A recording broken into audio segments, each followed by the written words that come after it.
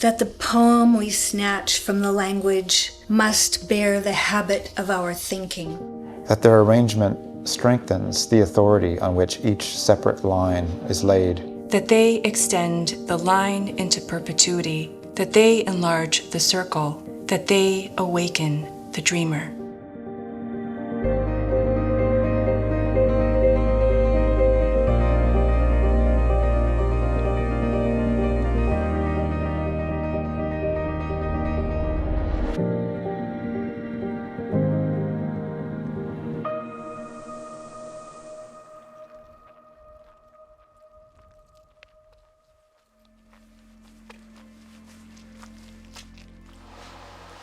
Copper Canyon Press has first given me a metaphor through which to live one's life.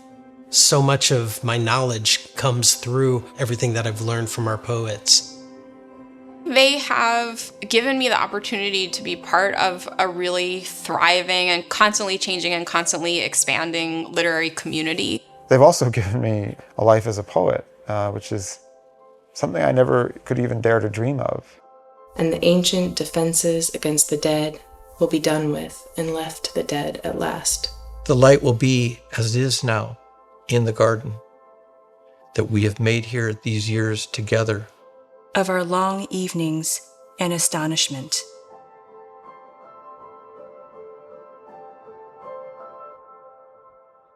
The founders of Copper Canyon Press wanted to create a world of poetry, engaging with poets and their poems, a global vision that they started letter by letter, line by line.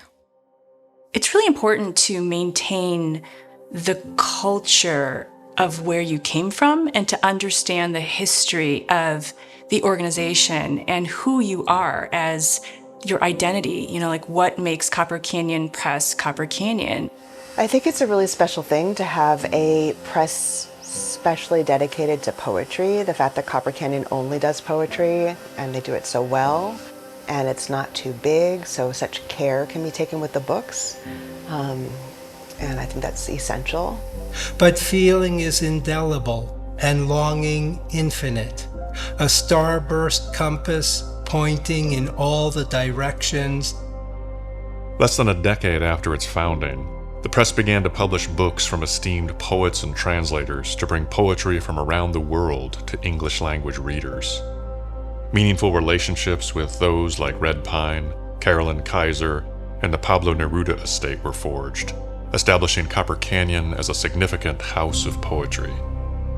The day is made from many days. An hour keeps slow minutes that found their way, and the day grows and grows with extravagant forgottens.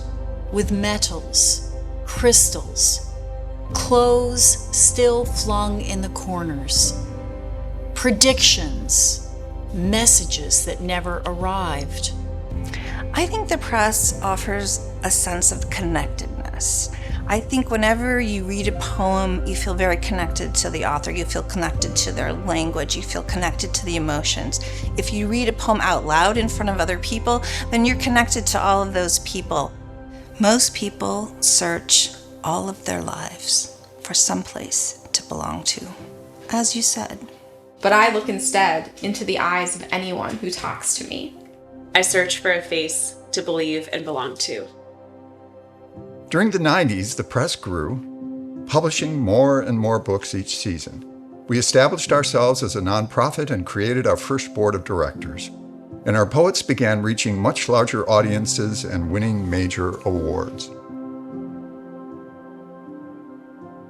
I too am blessed with one gift you cherish.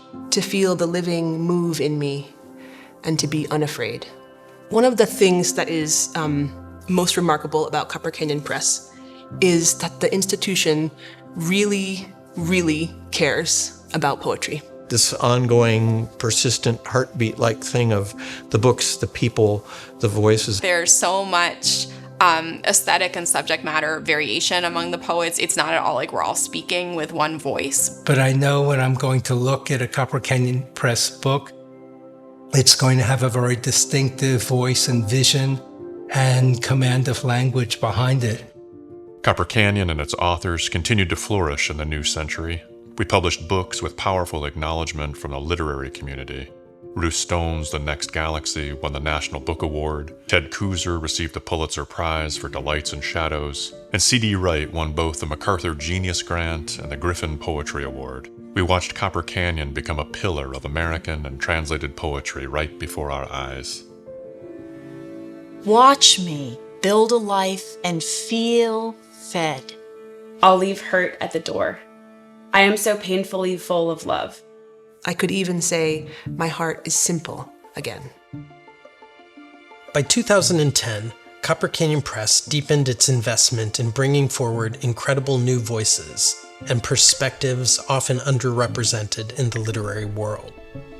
Copper Canyon strives to support poets who deserve to be read, recognized, and celebrated.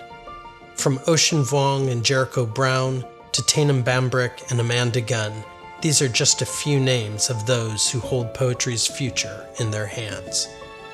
Copper Canyon continues to shift, adapt, and redesign because that is what stands at the heart of poetry, how it changes, makes space, and offers those who love poetry a home.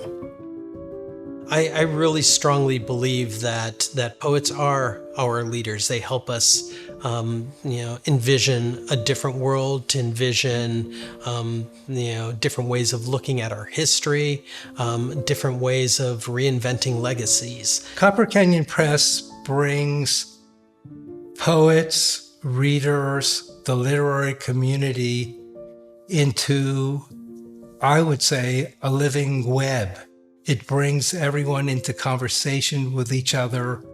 It affirms that poetry matters. It is my job to be an ambassador for the work, not just for my poems, but for poetry, period. I am interested in introducing the magic of poetry to people who have yet to feel that magic.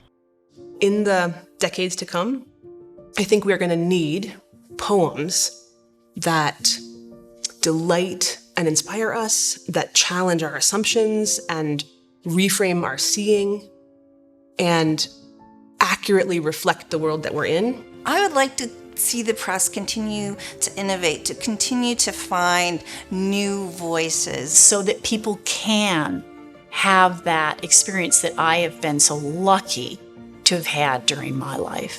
And continuing to grow and change as our culture and society at large continues to grow and change. I can't imagine a world without this poetry press. Be good, then better. Write books. Cure disease. Make us proud. Make yourself proud. And those who came before you? When you hear thunder, hear it as their applause.